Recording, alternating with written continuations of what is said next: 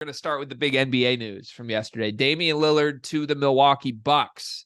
Kind of out of nowhere here. Everybody assumed it was going to be the Miami Heat. Dame came out and flat out said if it wasn't Miami, he wasn't going to show up to training camp. Something must have changed there. He has now released a song, and he's all excited about his move to Milwaukee. I have historically been a Damian Lillard guy. For anyone who has not been around the Spotify Green Room days, they probably don't know this. Dame Lillard was my favorite player in the NBA for roughly the last decade. I've rode or died with him always. Been a big supporter of the Blazers because of that. Been a big proponent that he would someday get a ring. Last couple of years, it's been harder for me to watch as he seems to just be okay with losing and now kind of forcing his way out, but demanding he ends up in Miami. I didn't love that move. This is big for Giannis, though, who I also love. He's my favorite superstar in the league. I want to see Giannis get more rings. I think Giannis needs help to get more rings. Dame is certainly help there. So what does this trade mean to you? Who's the winner here? I'm the winner. I'm the winner because he did it, G. He did it. This is what happens when you run from the grind. Stop embracing the grind. The grind isn't as fun as people make it out the scene. He should have ran from the grind 5 years ago. He did it 5 years late, but at least he's finally running from the grind. Thank you, Dame, for the love of God. It was a great message. You really inspired the masses. Some of the shots were epic. You waved goodbye to Paul George and Russell Westbrook. You gamed Dwight Howard and the Rockets. But for the love of God, thank you for running from the grind finally. This team is insane. All right. Like, I get it. I will maybe at one point tap into my analytics folks and my serious folks, but I'm going to look on surface level right here. You got Dame Lillard. You got Giannis Antetokounmpo. You got Chris Middleton. Like, that is a crazy three right there. And then, they got Brook Lopez, who is pretty much what you probably want on a center for a team like this. You just want some guy who has height. He can shoot it, and he's a good defender. So, that's all you really need for this team. I also would say that I think all teams kind of won in this situation. I think all the teams got out of this trade what they needed. Because, the Blazers, they get younger, they get picks, they go all in on Scoot and Ant Simons, basically, moving on. And they get Aiden, who I think gets Aiden gets a lot more hate than he actually deserves. And he'll get a fresh start, I think, because I think he hated his life in Phoenix. If I did have to pick one loser of this trade, though, I think it would be the Suns. I don't know what they think Nurkic is, but Nurkic is not that much better than DeAndre Ayton. So he's not. I think this is a classic everybody got what they wanted trade, though. I like it. And I want to speak to the Portland side of this in a moment. But Milwaukee... first off, has there been a better example of a franchise doing what they need to do to please a superstar? Literally, Giannis last week said, "I'm not signing this extension until y'all show me something." They said, "Give me a week." Here's Dame Lillard. They were at the risk of losing their guy, who I think if they play this right, Giannis could be a lifetime Buck. I know that's easier to say than not, but there's some special stuff here. Giannis wants to be around his siblings. I think he likes being the small market guy, the big personality. I don't think he needs Hollywood to be Hollywood in Milwaukee. And Milwaukee just had to back it up, make sure they could keep him happy with the roster. Now, here you go. I'm very jealous of Bucks fans today because as a fan of a different, somewhat small market team, I don't want to call Detroit a small market, but in essence, we are. We aren't a free agent destination. That's how you have to acquire. If you're going to play in the super team era or build the best team on paper, you have to make trades. You have to go trade for Rasheed Wallace. You have to get Damian Lillard. And I give Milwaukee a ton of credit. I think Giannis is going to be there for a long time now. And I'm excited to watch Dame in a spot where they should win a championship, quite frankly, because I think he can be that guy and he helps Giannis a ton. For the Phoenix side of things, no, Nurkic is not better than DeAndre Ayton. He never will be.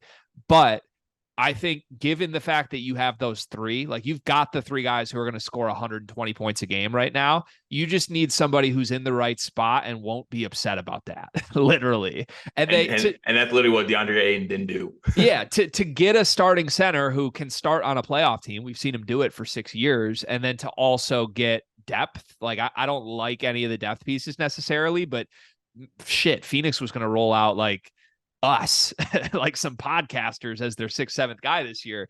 Now they at least have some additional players. And Nurkic is fine. He's a starting center on a playoff team. So I think it's fine. You avoid the toxicity of DeAndre Ayton and him clashing with Booker and all them.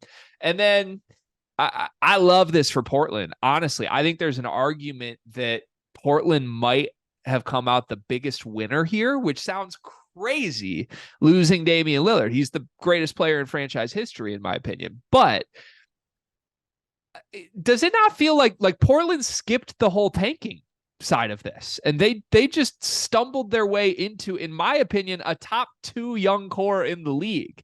Like, they got a little lucky with the draft pick, but I give them so much credit for saying, no, we're going to rock with Scoot. It's okay, Dame, you can go. Like, a lot of franchises wouldn't have done that. They would have committed to the guy who sold the jerseys and all the fans love. No, they were like, Dame, I'm sorry, but we're not going to keep trying to build mediocre rosters around you. We're past that now. We have Scoot Henderson, and Anthony Simons is pretty damn good. And you know what? We can go get one of the top 5 young centers in the league to pair with this. And Shaedon Sharpe might be like, I just feel I'm almost jealous of a team. Like, I'm a fan of a team that had to go through 6 years of being as bad as we can be just to get Jaden Ivey as my 2nd best player. Portland didn't do any of that, and they've got a core they like. Just suck. They sucked last year. They didn't. I mean, okay, 1 year. They're the 3rd pick. 1 year of that. Like, I just feel like they stumbled their way into a better core than my team tanked for 6 years to try and get, and I'm jealous of it. Hey, relax. We got a nice core, okay? I would trade my core immediately for Scoot, Simons, Sharpe, Ayton. Immediately. Rush them to whatever it's called. What's the airport? What's that, DTW? Rush them to DTW. Get them out of here. Duran's better than Ayton. I like Duran. I do. Jaden Ivey's the worst player out of that group of 8. Jaden Ivey might be better than Ant Simons. No, he's not. Might be. No, he's not. Your dad. But yeah, I think it's good. Do you think the Bucks are title favorites? Yeah. Yes. I feel like there's going to be something missing there, and I don't know what. You know what? You know what would be a hilarious end to this season? All this movement, all this going on, just for Jokic to come back from racing horses in Serbia and go back to back. This is all to take down Nikola Jokic. It might happen. I'm a little fearful for Dame because, again, Dame guy. I'm a little fearful that they don't win. And now Dame, he's always had the card in his pocket of like, well, I haven't had enough. Like, I've been this clutch, big time player. I've gone as far as I can go. It's my team's fault. Now he doesn't have that. Like, if God forbid the Bucks fail here, all of a sudden the fingers do get pointed at Dame, and he goes from like this overachiever guy to guard Paul George. And I can't be a guy who's on record saying guard Paul George is my favorite player. I can't do that. You can't sleep at night with that. I can't do that. I'm really scared. He's turning into the thing he was standing up against, man. But even like, man, didn't we just have like a week ago where Dame was on record saying I could never do that? He said I could never go to Golden State. I could never do that. And now here he is forcing his way to Giannis. Like, This is exactly this is what Dame should be doing. Stop telling the truth. Start lying. Start running from the grind. This is gonna be great. He should have done it 5 years ago. LeBron would have 6 by now if he. I don't know. I don't know if there's gonna be a scarier thing though in the league than a Dame Lillard Giannis pick and roll. Yeah, I mean Chris Middleton in the corner too. Like, that's just. It feels like honestly, like, weren't all 3 of those guys on an Olympic roster at one point? Didn't Middleton make one team? Also, the Bucks are in the Pistons division. Yeah, tough. I mean, hey, makes our final tank season even easier when Cade gets shut down 1 week into the year. We'll see what happens. All right. Well, congrats to Dame. I want to also go on record. I'm not listening to the song.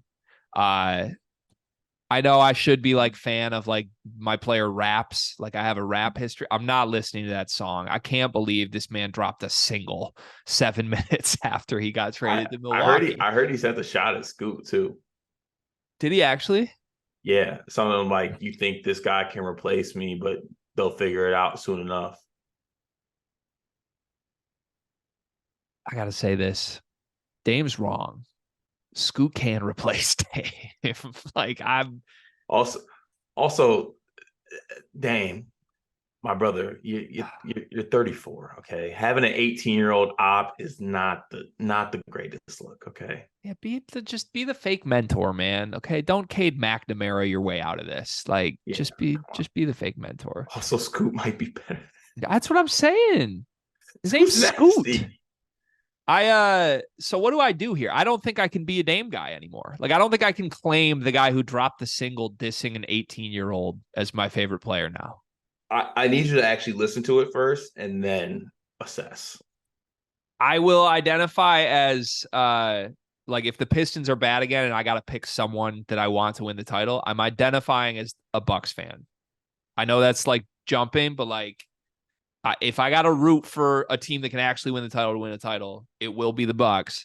But I am also stepping away and no longer saying I'm a Dame guy. That's my current official stance, and I need a new guy. I'll allow it. Well, Giannis. I don't know. I need a new guy right now because I didn't like Giannis's energy this offseason of like still making all the memey little jokes while Jokic just runs through everything. Okay, respect that. Well, I look forward to seeing who the guys can be for you. Yeah, I'm gonna have to figure it out. Okay, let's go to the next topic here.